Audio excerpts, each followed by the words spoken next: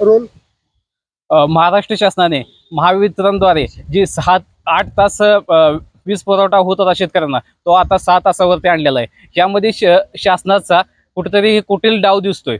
आता जे शक्तीपीठ महामार्गाचा विषय चालू आहे, त्याद्वारे कुठेतरी शेतकऱ्याला संपवायचं. कसं संपवायचं?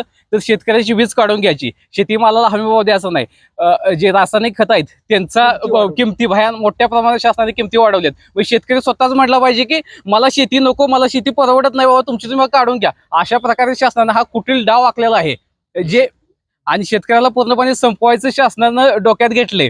शासनाचा हा डाव आम्ही चालून देणार नाही. गरज पडली तर आम्ही मोठं आंदोलन उभा करू यासाठी. 8 तास वीज पाहिजे. आणि आम्हाला 8 तास वीज पाहिजे आणि जे सिंगल वीज चालू होते ती पूर्ववत करावी, एवढी माझी शासनाला विनंती आहे. रोल काल परवा अचानकपणे 26 तारखेला महाराष्ट्र राज्य विद्युत वितरण कंपनी डिव्हिजन इस्लामपूर ईश्वरपूर यांनी लोड शेडिंग जाहीर केलं आणि शेतीसाठी सकाळी 2 तास आणि रात्री 2 तास असं शेतकऱ्याचं नुकसान होणारं लोड शेडिंग त्यांनी अंमलबजावणी केली. त्याचप्रमाणे वाडी वस्तीवर असणारे सिंगल फेज लाईन आहेत त्याही त्यांनी त्याच्यातही कपात केली आणि त्यामुळं सगळीकडं खरं तर मोठं आसमानी संकटच आमच्यावर आल्यासारखं झालं.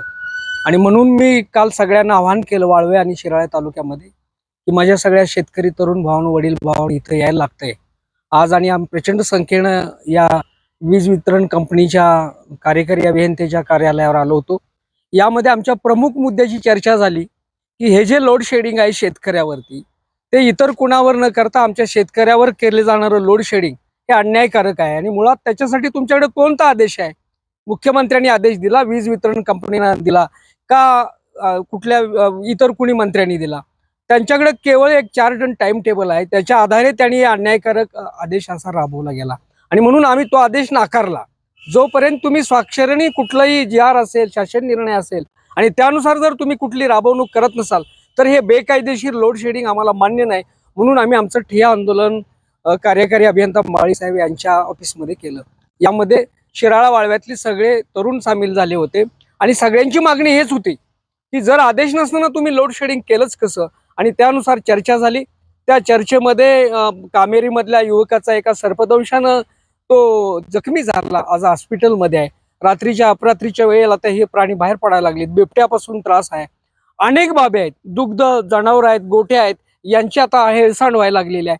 आणि या सगळ्यामध्ये जी आमची वडीलधारी माणसं आहेत, पेशंट आहेत, यांना तर इतका त्रास व्हायला लागलाय की या लोड शेडिंगच्या ह्याच्यामुळं जीवन नकोसं झालंय. हा एक मुद्दा झाला. आणि सध्या पिकांना अत्यंत गरजेचं पाणी आहे. उन्हाळ्याची तीव्रता 44 डिग्री सेल्सिअसच्या वर गेलेली आहे. आणि असं पाहता जर ही आमची पिकं आमच्या हातातनं गेलीच तर आम्हाला लेखी आम्ही मागितलं, तुम्ही आमच्या पिकाची नुकसान भरपाई द्या लेखी आदेश देऊन, आणि मग तुम्हाला लोड शेडिंग नवे हवे ते काय करा. आणि मग त्यांनी मुख्य अभियंता या परिमंडल विभागाचे कोल्हापुरे यांच्याशी फोनवरनं कॉन्फरन्सवरनं चर्चा झाली, स्पीकर फोनवरनं. आणि त्यांनाही आम्ही हे सांगितलं की आज आम्ही तुमची वाट बघतोय. आज तुम्ही आम्हाला शब्द दिलाय की सिंगल फेज आम्ही करतोय तातडीनं पूर्ववत, आणि 8 तासाचं सुद्धा आम्ही विचाराधीन आहे. विचाराधीन वगैरे काही नाही. जर आमचं नुकसान होत असेल तर तुम्ही तातडीनं निर्णय घेऊन उद्यापासून 8 तासाचं जे आमचं पूर्ववत विजेचं शेतीचं आहे ते करा. अन्यथा आमचा हा संघर्ष वादळापूर्वी जी शांतता आहे, कारण शेतकरी हा पोट ज्याचं शेतीवर आहे तो जगूच शकत नाही, कारण त्याला वीज ही अत्यंत महत्वाची आहे आणि ती वीज सरकारनं देणं बंधनकारक आहे. एवढंच आम्ही त्यांना निक्षून सांगितलं. त्यांनी वेगवेगळ्या पद्धतीनं सगळीकडे चर्चा केल्या आणि मार्ग काढतो म्हणून सांगितलं. बघूया त्यांच्या आपण या उद्याच्या दिवसाची वाट बघूया, अन्यथा संघर्ष अटळ. एवढंच. तालुक्यातील व शिराळा तालुक्यातील या पंचकृषीतील बरेचसे शेतकरी आज इथं 6 तासाचं जे आता तात्पुरत्या स्वरूपात लोडशेडिंग शेती वाहिनीवर सुरू आहे, तसं सिंगल फेजिंग वरचा सप्लाय जो फोर्सड लोडशेडिंगमुळे बंद होते रात्री अपरात्री, त्या संदर्भात सर्व शेतकऱ्यांनी त्यांचं म्हणणं इथं मांडलं आणि त्यानुसार त्यांनी महावितरण कार्यालय ईश्वरपूरला निवेदन दिलेलं आहे. त्यानुसार त्यांच्या भावना मी कार्यकारी अभियंता ईश्वरपूर या नात्याने वरिष्ठ कार्यालयास पोहोचवतो आणि त्याच्यावर लवकरच योग्य तो मार्ग निघेल. माझं सर्व शेतकऱ्यांना सांगणं आहे की सध्या विजेची मागणी आणि उपलब्धता यात तफावत असल्यामुळं नाइलाज असतो महावितरणला फोर्सड लोड शेडिंग करावं लागते आणि हे तात्पुरत्या स्वरूपातलं आहे. त्यामुळे विजेची मागणी आणि उपलब्धता ही लवकरच योग्यरित्या होईल आणि हे जे काही आत्ताचं जे शेतकऱ्यांचं म्हणणं आहे की आम्हाला 8 तास सप्लाय देण्यात यावा, तो लवकरात लवकर सुरळीत केला जाईल. तसेच सिंगल फेजिंग सुद्धा संध्याकाळचा जो आपण सप्लाय केला जातो तोही लवकरात लवकर सुरळीत केला जाईल.